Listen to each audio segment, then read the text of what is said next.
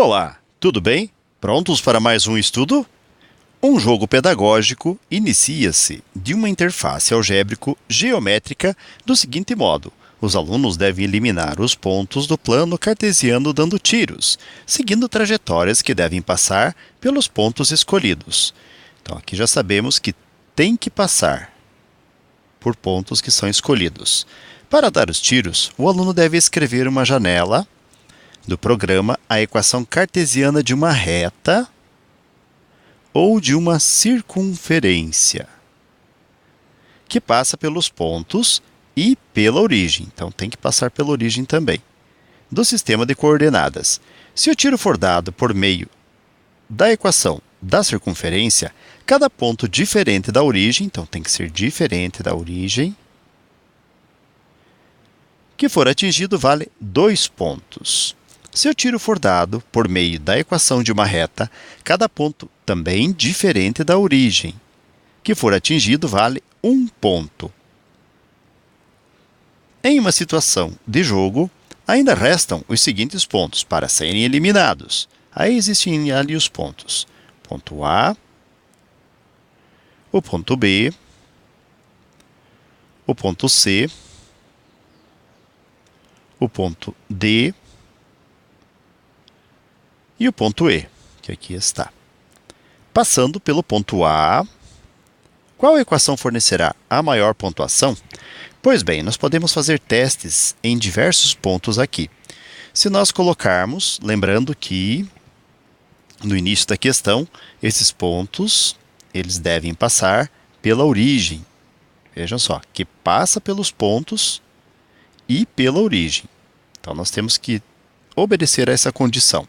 A origem está aqui, então essa equação tem que passar por aqui.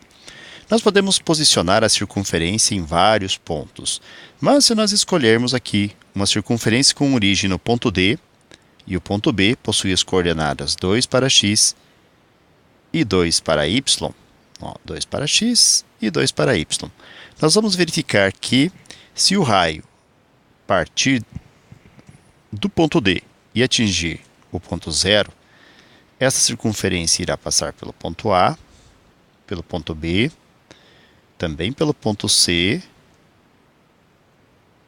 gerando aí, para cada ponto que ele atingir, supondo ser a circunferência, 2 pontos. Então, no ponto A, 2 pontos, o ponto B mais 2, gerando 4 pontos, o ponto C mais 2 pontos, ou seja, 6 pontos no total.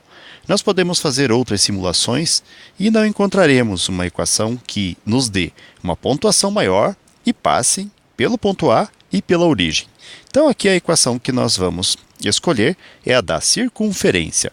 Para isso, vamos recordar o seguinte: nós temos um modelo de equação da circunferência que pode ser representado por x menos a ao quadrado, mais y menos b ao quadrado, que será igual ao raio ao quadrado.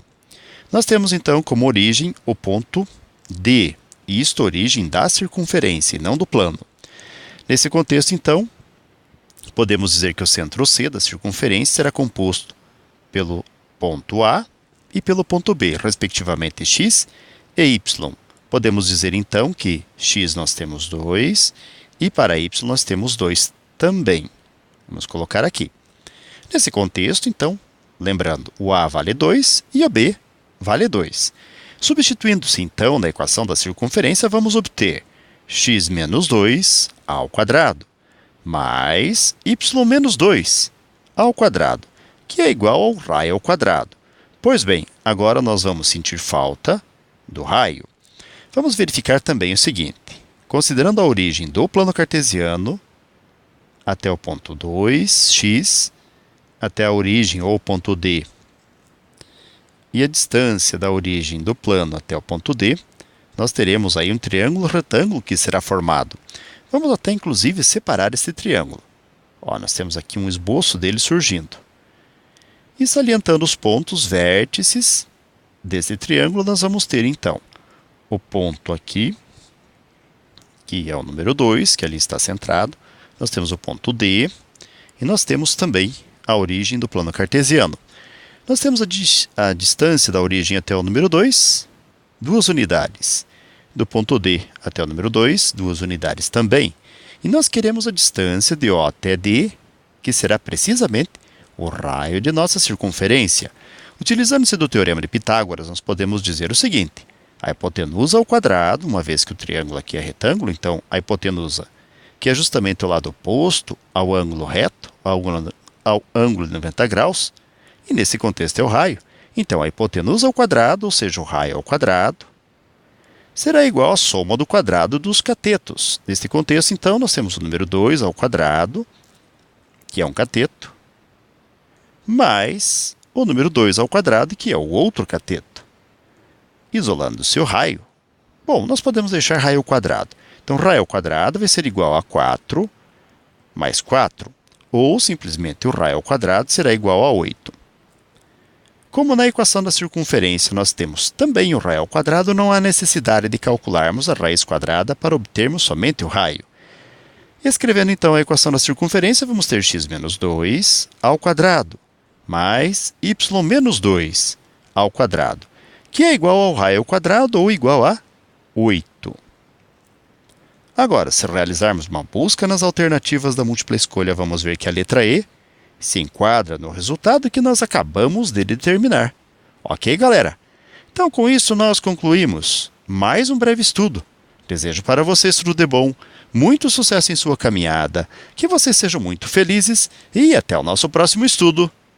Tchau!